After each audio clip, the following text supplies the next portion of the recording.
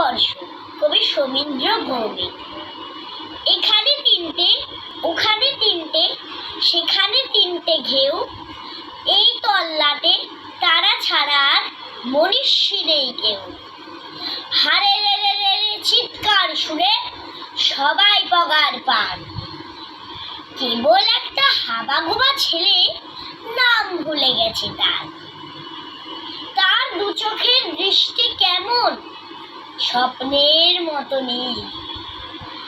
আমির খানের মুখের সঙ্গে একটু রয়েছে মিল। সবাই ধরলো, মারলো, বলল, বল জয় সিয়ারাম। ছেলেটা বলল, রবীন্দ্রনাথ নজরুল ইসলাম।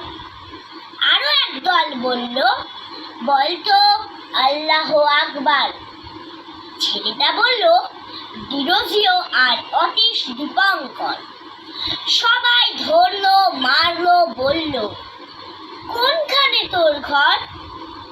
ছেলেটা বলল, ভারতবর্ষ, সবরমতীর চর। ধন্যবাদ।